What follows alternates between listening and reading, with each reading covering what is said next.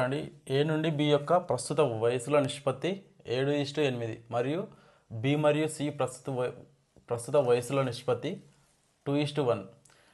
ఏ మరియు సి యొక్క ప్రస్తుత వయసుల మధ్య వ్యత్యాసం 9 సంవత్సరాలు అయితే ఏ కామా బి మరియు సి ప్రస్తుత వయసుల సగటు వయసు ఎంత? చూడండి, A:B యొక్క వయసుల నిష్పత్తి ఎంత? 7:8. నెక్స్ట్ ఏమొచ్చింది? B:C వయసుల నిష్పత్తి, B:C యొక్క వయసుల నిష్పత్తి 2:1. ఫస్ట్ మనకు A:B:C వాటి యొక్క వయసుల నిష్పత్తి తెలియాలి. అప్పుడు ఏమవుతుంది? A:B:C యొక్క వయసుల నిష్పత్తి ఏమవుతుంది? ఏ అంటే ఈ 2 ఇంటూ వేయాలి, 7 14. ఇప్పుడు బి కావాలంటే ఈ 2 ఇంటూ వేయాలి, ఏకి ఈ 2, బికి ఈ 2. ఇది ఏ, ఇది బి. 8 16. సి కావాలంటే ఈ 2 ఇంటూ వేయాలి, 8 × 1 8. ఇంక క్యాన్సిలేషన్ చేస్తే 2 టేబుల్ తోటి పోతుంది కాబట్టి 2 7 14, 2 8 16, 2 9 8. అయితే ఏమంటున్నాడు? ఏ మరియు సిల యొక్క ప్రస్తుత వయసుల మధ్య వ్యత్యాసం ఎంత అంటున్నాడు? 9 సంవత్సరాలు. ఇక్కడ ఎన్ని పార్ట్స్ ఉన్నది వీళ్ళిద్దరి మధ్య? ఏది 7 ఉంటే సిది 4 ఉంది. అంటే వీళ్ళిద్దరి మధ్య తేడా ఎంత ఉంది? 3. అయితే 3 పార్ట్స్కి ఎంత ఇచ్చిండు?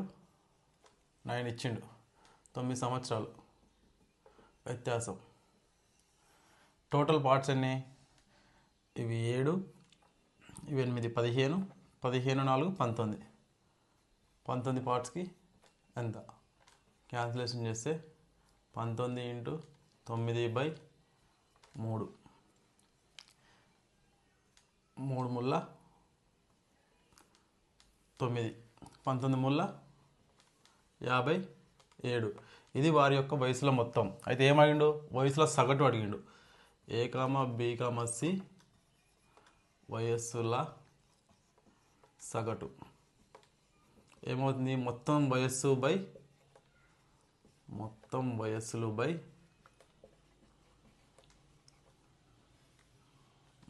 మొత్తం సభ్యులు. మొత్తం వయసు ఎంత వచ్చింది? 57. మొత్తం సభ్యులు ఎంతమంది? ఏ బి సి ముగ్గురు కదా, 3. అంటే 3 1 3 9. అయితే ఏమవుతుంది? ముగ్గురు యొక్క వయసుల సగటు 19 సంవత్సరాలు అనేది ఏబిసి యొక్క వయసుల సగటు అవుతుంది. చూడండి,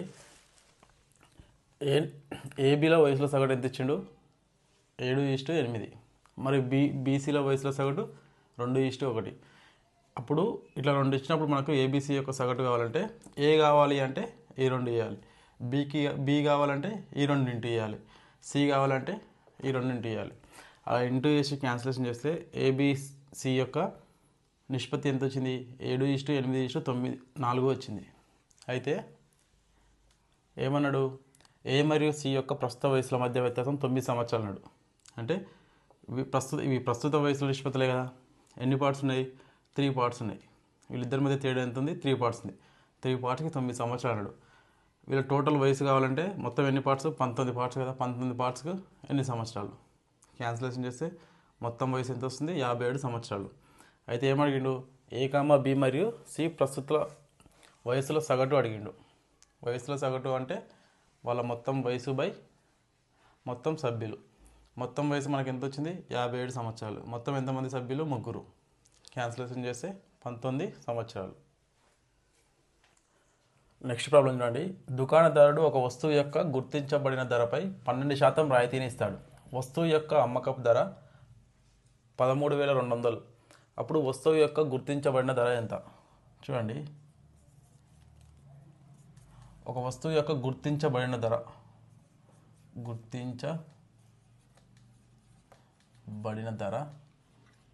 ఎప్పుడే కానీ 100%కి సమానం.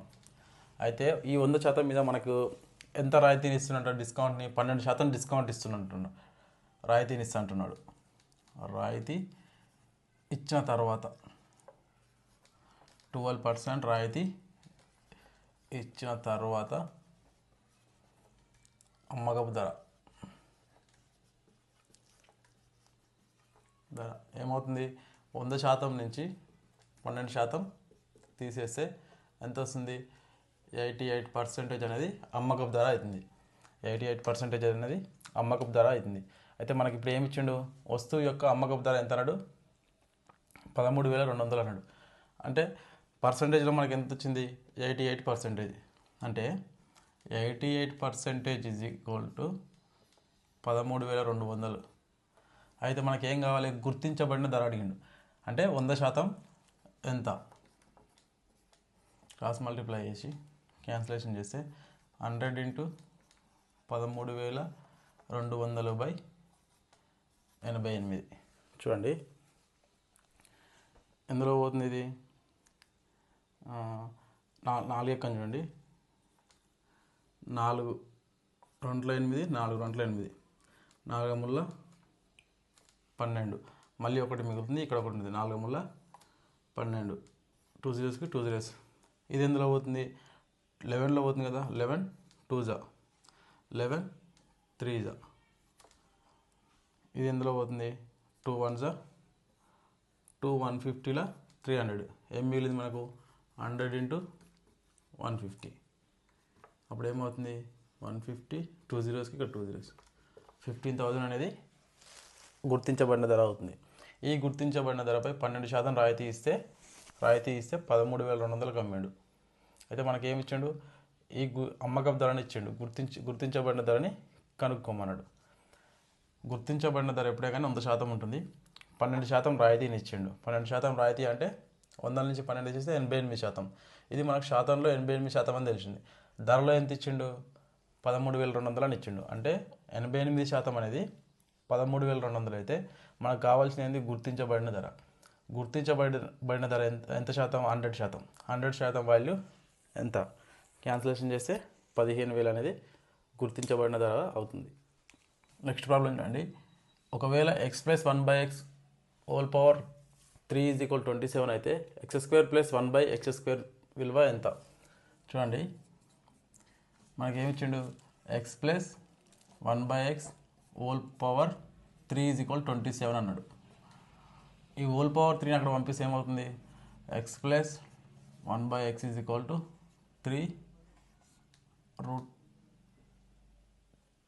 3√27 అనేది అవుతుంది దీన్ని ఎలా రాసుకోవచ్చు మనం 27 అంటే 3³ కదా 3 9 9 3 27 3³ ఇదేమవుతుంది 1/3 అవుతుంది దీన్ని క్యాన్సిలేషన్ చేస్తే 3కి 3 క్యాన్సిల్ అవుతుంది అప్పుడు x + 1/x = 3 అనేది వస్తుంది అయితే మనకేం కావాలి x² + 1/x² వాల్యూ కావాలి దీన్ని ఇరువైపులా స్క్వేర్ చేయండి ఇరువైపులా వర్గం చేస్తే ఏమవుతుంది x² + 1/x² హోల్ స్క్వేర్ = 3² ఇది ఎలా ఉంది a + b హోల్ స్క్వేర్ అంటే a² + b² + 2ab ఫార్ములాలో రాసుకోవచ్చు కదా అయితే దాన్ని చూడండి a² అంటే x² + 1/x² + 2 × x × 1/x 2ab కదా a అంటే x b అంటే 1/x = ఎంత అవుతుంది 3² అంటే 9 అప్పుడు xకి x క్యాన్సిల్ అవుతుంది అయితే x² + 1/x² ఇక్కడ ఏం మిగిలింది 2 × 1 2 ఇక్కడ +2 కూడా అవతలకి పోతే -2 9 - 2 x² + 1/x² = 7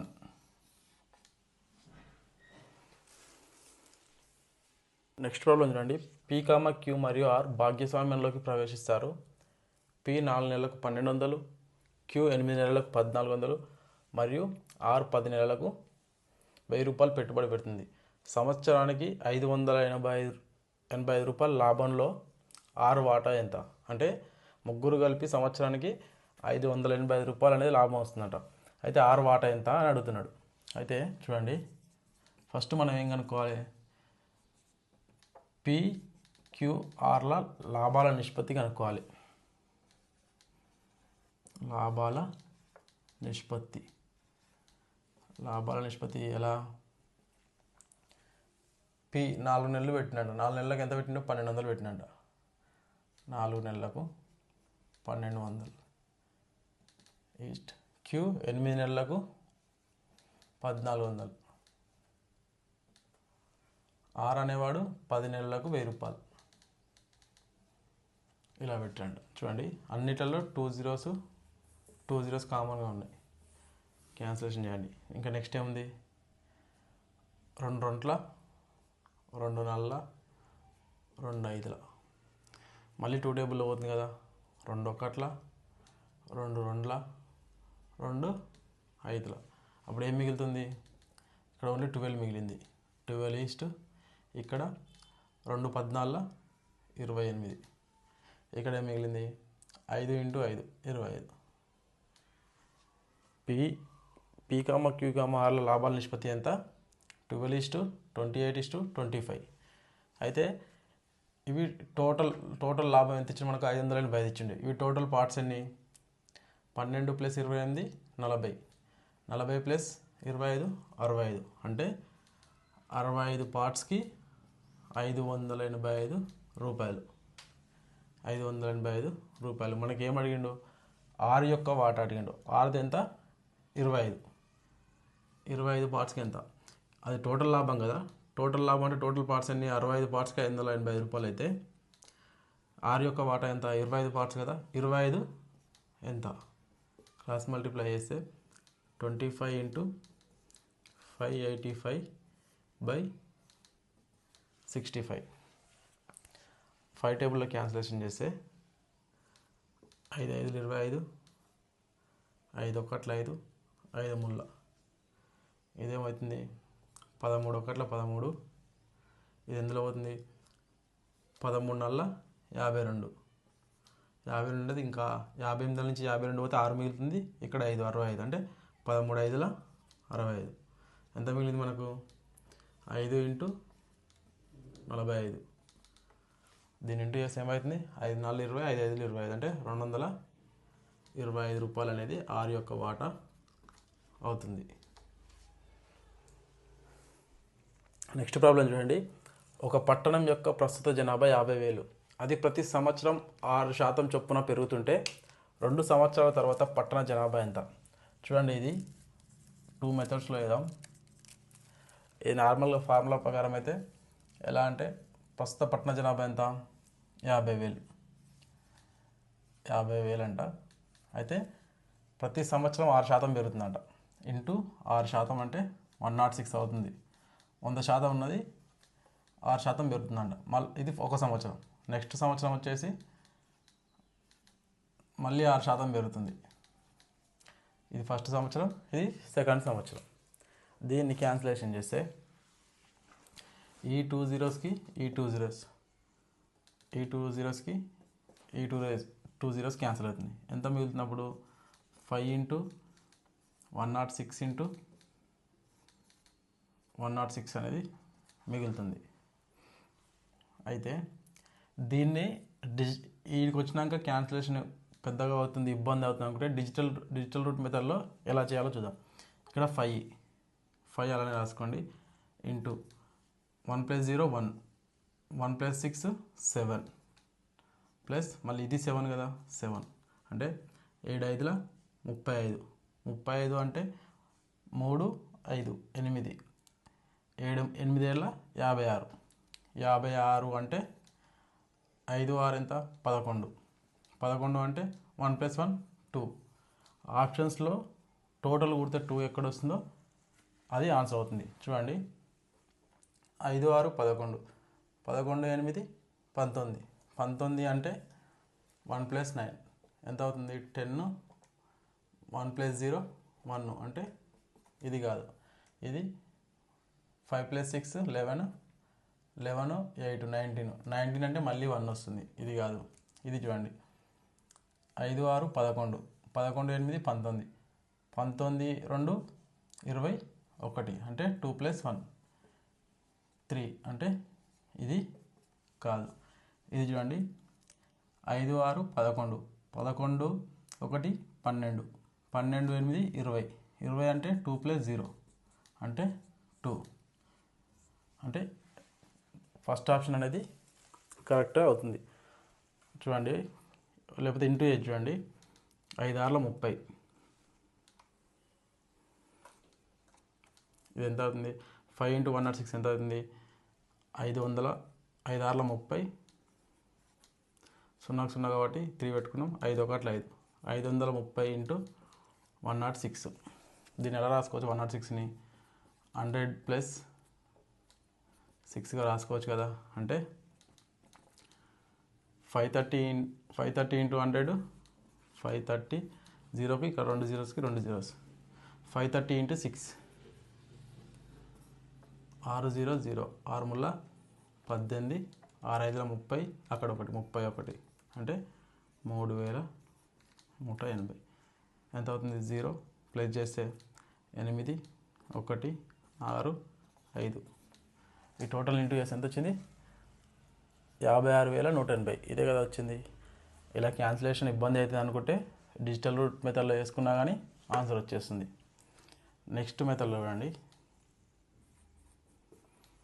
ఫస్ట్ సంవత్సరం ఎంత ప్రస్తుతం ఎంత అంటున్నాడు? జనాభా. ప్రస్తుత జనాభా ఎంత అంటున్నాడు? 50,000. ప్రస్తుత జనాభా అనేది 50,000 ఉన్నది. అయితే ప్రతి సంవత్సరం ఎంత శాతం పెరుగుతుందంట? 6% పెరుగుతుంది.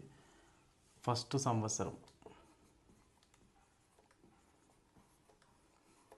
సంవత్సరం ఈ 50,000 మీద ఎంత శాతం అంట? 6% పెరుగుతుందంట. 6% అంటే చూడండి, ఒక అంకె తర్వాత పాయింట్ పెట్టుకుంటే 10% అవుతుంది. ఇంకో అంకె తర్వాత పాయింట్ పెట్టుకుంటే 1% అవుతుంది. అంటే 1% 500 అయితే 6% ఎంత? 500 × 6 3,000. ఫస్ట్ సంవత్సరం 3,000 మంది పెరిగారు. రెండవ సంవత్సరం సెకండ్ సంవత్సరం ఈ 50,000 మీద మళ్ళీ 6% కదా, అంటే మళ్ళీ 3,000. 3,000 ప్లస్ ఈ 3,000 మంది ఫస్ట్ సంవత్సరంలో పెరిగిన 3,000 మంది మీద కూడా మళ్ళీ 6% పెరుగుతుంది కదా. అంటే 3,000లో 6% అంటే ఎంత? ఒక 0 పెట్టుకుంటే 10%, ఇంకో 0 ఇతర పాయింట్ పెట్టుకుంటే 1%. అంటే 1% 30 అయితే 6% ఎంత? 180. 2 సంవత్సరాలు కలిపి 1 + 2 సంవత్సరాలు కలిపి ఫస్ట్ సంవత్సరం ఎంత పెరిగారు?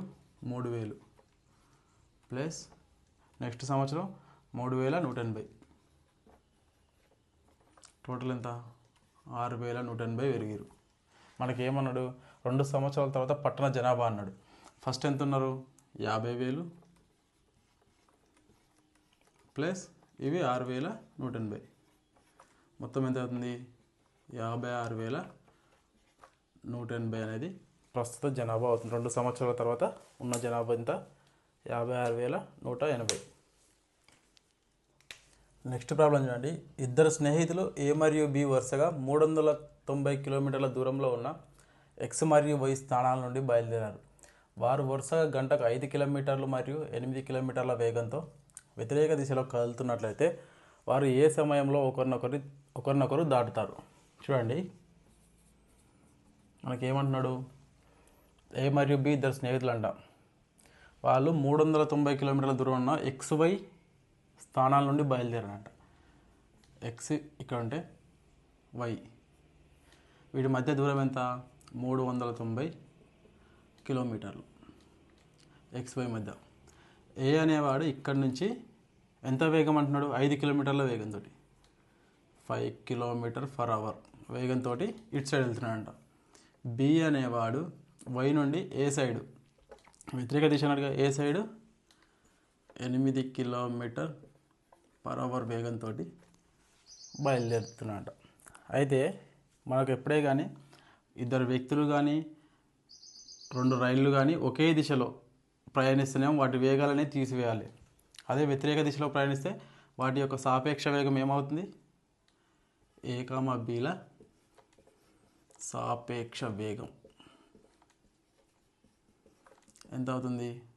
5 + 8 13 km/h అవుతుంది. ఏ కామా బీల సాపేక్ష వేగం ఏమవుతుంది? 13 km/h అవుతుంది. అయితే మనకి ఏం కావాలి, వారు ఏ సమయంలో ఒకరినొకరిని దాటుతారు అంటున్నాడు. సమయం అంటే చూడండి DTS,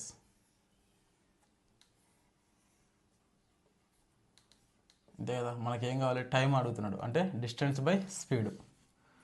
time is equal to distance by speed. Distance ఎంత మనకి ఇప్పుడు 390 కిలోమీటర్లు బై వేగం ఎంత, వాళ్ళిద్దరి యొక్క సాపేక్ష వేగం ఏమైంది 13 కిలోమీటర్లు. ఎంత 13 ఒకట్ల 13, 13 ముళ్ళ 39, ఇక్కడ 0 అంటే 30 అవర్స్. 30 అవర్స్ తర్వాత వాళ్ళు కలుసుకోవడం, ఒకరినొకరు దాటడం జరుగుతుంది. చూడండి 30 కిలోమీటర్స్లో ఇతను ఎన్ని కిలోమీటర్లు పోతాడు, 150 కిలోమీటర్లు పోతాడు. 30 × 5 150 కిలోమీటర్లు. సపోజ్ ఇక్కడికి వచ్చి 150 కిలోమీటర్లు వచ్చిండు. ఇతను 30 ఈ నుంచి ఇక్కడికి ఇంకెంత ఉంటుంది, 390లోకి వెళ్ళి 150 పోతే 240 ఉంటుంది. ఇతను ఏం చేస్తాడు, 30 అవర్స్ కిలోమీటర్కి 8 km/h స్పీడ్తో పోతుంది కదా 1 అవర్కి. అంటే 30 అవర్స్కి 30 × 8 240. అతను ఇక్కడికి వస్తాడు కదా, ఇక్కడ నుంచి 240, ఇక్కడ నుంచి 150, ఈ రెండు కలుపుతున్నాయి కదా 390. అంటే 30 కిలోమీటర్లు, ఇతను 150 కిలోమీటర్లు. ఈ పాయింట్ కాడికి వస్తే బి అనేవాడు 8 km/h వేగంతో 30 గంటల్లో ఇతను ఉన్న ప్లేస్ కాడికి వస్తాడు. అప్పుడేమవుతుంది 30 అవర్స్. వాళ్ళిద్దరిని ఒకరినొకరు దాటుకునే సమయం ఎంత అవుతుంది, 30 అవర్స్ తర్వాత ఇతను కొంచెం ముందుకు వస్తాడు, ఇతను ముందుకు వెళ్తాడు. ఇలా 30 అవర్స్ తర్వాత వాళ్ళు ఒకరినొకరు దాటడం జరుగుతుంది. నెక్స్ట్ ప్రాబ్లం చూడండి. ఒక మిశ్రమంలో 5:4 నిష్పత్తిలో ద్రవం A మరియు ద్రవం B ఉంటాయి. దానికి 2 లీటర్ల ద్రవం B కలిపితే A మరియు B ద్రవాల నిష్పత్తి 7:6 అవుతుంది. మిశ్రమంలో ద్రవం A యొక్క పరిమాణం ఎంత? చూడండి, దీన్ని 2 విధాలుగా ఎలా చేయాలి చూద్దాం. అయితే ఏమంటున్నాడు, ఫస్ట్ మనకు మొదట్లో ద్రవం A ద్రవం B యొక్క నిష్పత్తి ఎంత, 5:4 అంటున్నాడు. అంటే 5x మొత్తం ఎంత కాబట్టి 5x, 4x అనుకుందాం. అయితే దీనికి ఏం చేసిందంట, ఎంత కలిపిందంట, 2 లీటర్ల ద్రవం Bని కలిపినంట. అంటే 5x ఇది ఏ ద్రవం అయితే దీనికి 4x + 2,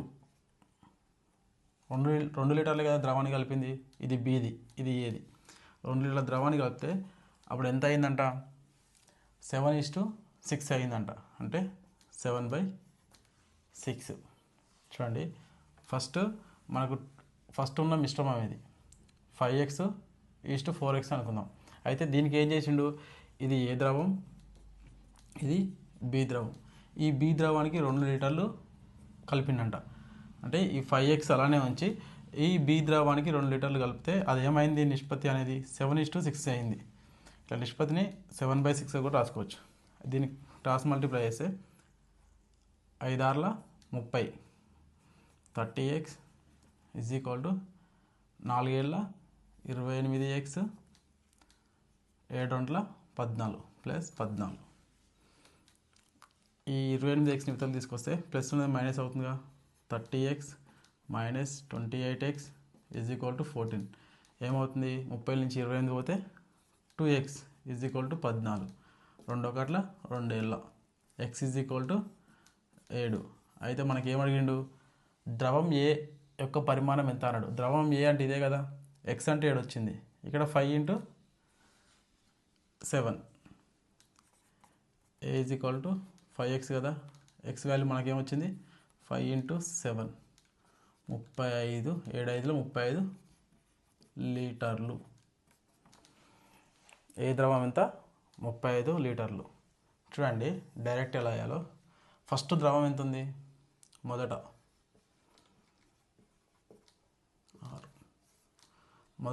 ఏ నిష్పత్తిలో ఉంది, 5:4లో ఉంది. సెకండ్ ద్రవాన్ని Bని కలిపిండు. ఏని ఏమనలే, ఏని అసలు టచ్ కూడా వేయలేదు. అంటే B ద్రవాన్నే కలిపిండు. అప్పుడు ఏమైంది, రెండవసారి ద్రవం కలిపినాక ఎంత అయింది, 7:6 అయింది. ఇక్కడ ఏ ద్రవాన్ని అసలు టచ్ చేయలేదు. ఓన్లీ బి ద్రవాన్ని కలిపిండు, అంటే ఏ అనేది అలానే ఉంటుంది. బి ద్రవాన్ని కలిపినాక ఎంత అయింది? 7:6 అయింది. కలపక ముందుకు 5:4 అయింది.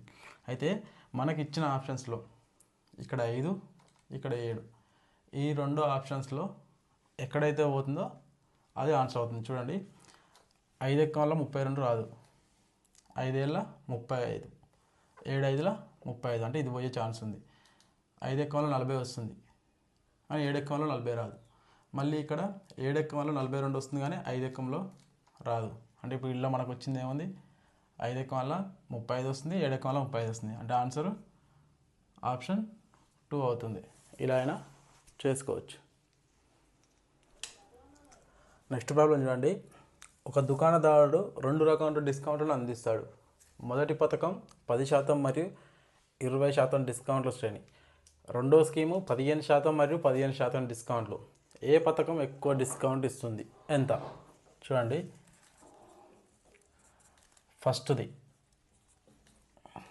ఫస్ట్ పథకం వచ్చేసి ఎంత డిస్కౌంట్ ఇస్తున్నాడు?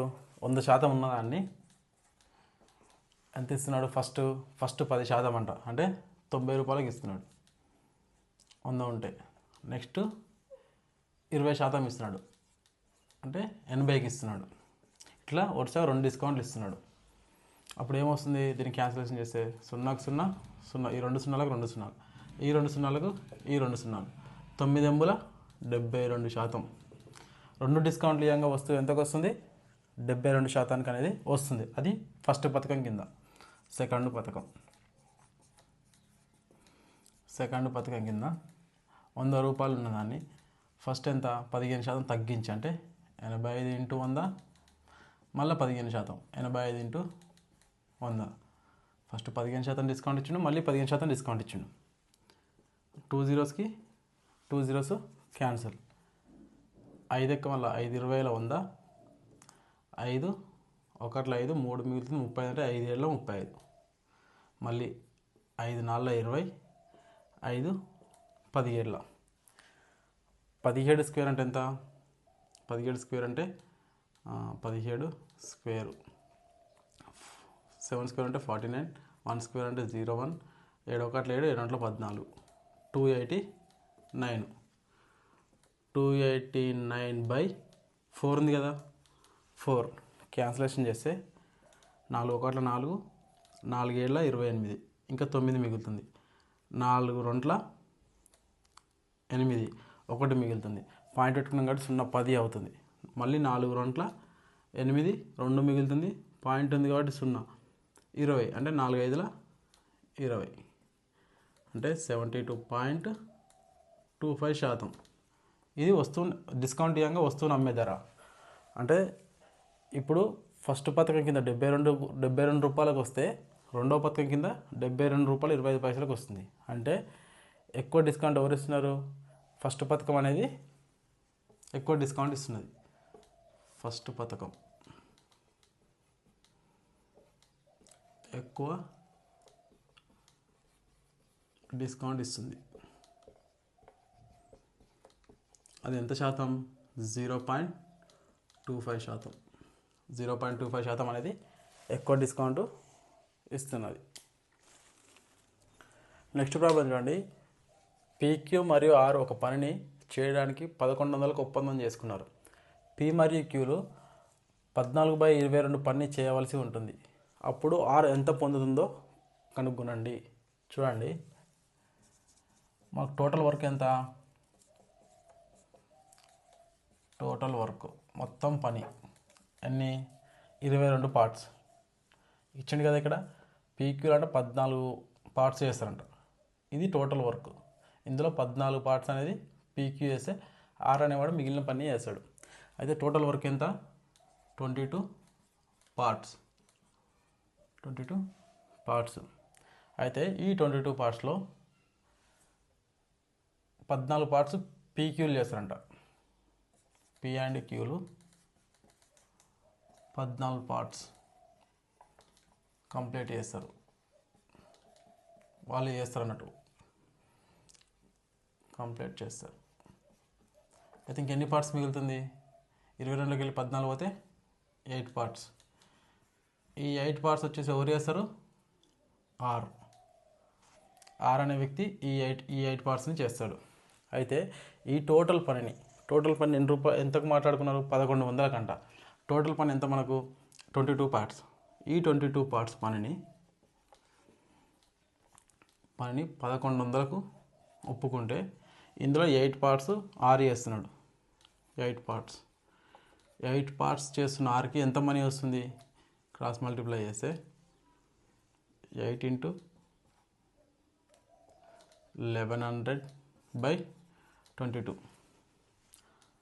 2 4 8 2 11 11 ఒకట్ల 11 ఒకట్ల 2 zeros 2 zeros 4 × 100 అంతా 400 రూపాయలు అనేవి ఆర్కి వస్తాయి. ఆర్కి ఎంత వస్తాయి? 400 రూపాయలు. చూడండి, టోటల్ వరకు 222 పార్ట్స్. ఇందులో 14 పార్ట్స్ పి అండ్ క్యూలు చేస్తారంట. 22లో 14 చేసి ఇంకెన్ని పార్ట్స్ మిగులుతాయి? 8 పార్ట్స్ అనేవి మిగులుతాయి. ఈ టోటల్ పని 22 పార్ట్స్ని ఎంతకు ఒప్పుకున్నారు? 1100కు ఒప్పుకున్నారు. అయితే మనకు ఆర్ అమౌంట్ కావాలి. ఆర్ ఎంత అమౌంట్ తీసుకుంటున్నాడో కావాలంట. అయితే ఆర్ ఎన్ని పార్ట్స్ చేస్తున్నాడు? 8 పార్ట్స్. 22 పార్ట్స్కి 1100 అయితే 8 పార్ట్స్కి ఎంత? క్రాస్ మల్టిప్లై చేసి క్యాన్సిలేషన్ చేస్తే ఆరుకు వచ్చే ఆదాయం ఎంత వస్తుంది? 400 అనేది అవుతుంది. నెక్స్ట్ ప్రాబ్లం చూడండి. ఒక పరీక్షలో 45% మంది విద్యార్థులు చరిత్రలో ఉత్తీర్ణత సాధించగా 60% మంది విద్యార్థులు హిందీలో ఉత్తీర్ణులు అయ్యారు. 8% మంది 2 సబ్జెక్టులో ఫెయిల్ అయితే 2 సబ్జెక్టులో ఎంతమంది విద్యార్థులు ఉత్తీర్ణులు అయ్యారు? సపోజ్ ఇప్పుడు మనకు ఒక 5 సబ్జెక్టులు ఉన్నాయి. మనం 5 పాస్ అయితే ఉత్తీర్ణత సాధించినట్టు. అంతేగాని 4 పాస్ అయ్యి 1 ఫెయిల్ అయితే ఫెయిల్ అయినట్టే. అలానే ఇప్పుడు మనకి ఎన్ని సబ్జెక్ట్స్ ఇచ్చిండు? ఇక్కడ 2 సబ్జెక్ట్స్ ఇచ్చిండు. 2 సబ్జెక్టులో పాస్ అయితేనే ఉత్తీర్ణత అయినట్టు. 2 సబ్జెక్టులో ఏ ఒక్క దాంట్లో ఫెయిల్ అయినట్టే. అయితే మనకు లెక్కలో ఇక్కడ ఏమిచ్చిండు? ఒక పరీక్షలో 45% మంది చరిత్ర, 60% మంది హిందీలో ఉత్తీర్ణులు అయ్యారంట. అయితే 8% మంది 2 సబ్జెక్టులో ఫెయిల్ అయ్యారు. మనకు కామన్గా ఏమిచ్చిండు? ఫెయిల్ అయిన వాల్యూ ఇచ్చిండు. 8% మంది 2 ఫెయిల్ అయ్యారు, 2 సబ్జెక్టులో ఫెయిల్ అయ్యారని కామన్ వాల్యూ 8 ఇచ్చిండు. చూడండి, దీన్ని డయాగ్రామ్ వేసుకొని ఈజీగా గుర్తుండేలా ఎలా చేయాలో చెప్తాను. ఇది ఒక సబ్జెక్ట్, ఇది ఒక సబ్జెక్ట్, ఇది చరిత్ర, ఇది హిందీ, ఇది రెండింటి కలిపి మనకేమి ఇచ్చిండు? 2 ఫెయిల్ అయిన వాళ్ళు ఎంతమంది? 8 మంది.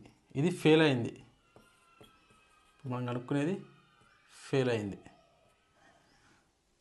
2 ఫెయిల్ అయిన వాళ్ళు ఎంతమంది? 8%. అయితే చరిత్రలో ఫెయిల్ అయిన వాళ్ళు ఎంతమంది? చరిత్రలో 40%, 45% మంది పాస్ అయ్యారంట. చరిత్రలో 45% పాస్ అంటే ఇంకా టోటల్ 100% అయితే 45% మంది పాస్ అయితే ఎంతమంది ఫెయిల్ అవుతారు? ఇంకా మిగతా 55% ఫెయిల్. అంతే కదా. 40% మంది పాస్ అయ్యారంటే 55% మంది ఫెయిల్ అవుతారు. ఈ 55% అనేది ఇక్కడ ఆల్రెడీ 8% ఉన్నది మనకు. చరిత్రలో 55% ఫెయిల్ అయ్యారు కదా, ఆల్రెడీ 8% వచ్చింది. ఇదంతా చరిత్రనే కదా. ఇది ఈడు వరకు 8% వచ్చింది. 55లో 8 పోతే ఇంకెంత ఉంటుంది? 47% మంది. చరిత్రలో ఎంతమంది ఫెయిల్ అన్నాడు? 55 అన్నాడు కదా, 55% ఫెయిల్ కదా. 47 + 8 ఎంత? 55. మళ్ళీ ఏమంటున్నాడు? హిందీలో 60% పాసు. హిందీ 60% పాస్ అంటే 40% ఫెయిల్ కదా. అంతే కదా. 60 మంది పాస్ అయితే 40 మంది ఫెయిల్ అవుతారు కదా. ఆల్రెడీ 40 మంది పాస్ ఫెయిల్ కదా. ఇది ఎంత ఫెయిల్ది కదా. 40లో ఇక్కడ ఆల్రెడీ ఎంత ఉన్నది? 8% ఉన్నది. 40లో 8% ఉంటే ఇదంతా హిందీనే కదా. ఇక్కడ నుంచి ఇక్కడ వరకు 40లో 8% ఇక్కడ ఉంటే ఇంకెంత ఉంటుంది? 38. ఇదంతా ఫెయిల్. చూడండి, హిందీలో 40% ఫెయిల్, 8 + 32 40. చరిత్రలో 55% ఫెయిల్, 47 + 8 ఎంత? 55. టోటల్గా ఫెయిల్ అయిన వాళ్ళు ఎంత? 47 + 8 47 + 8 55 55 + 32 టోటల్ ఫెయిల్ స్టూడెంట్స్.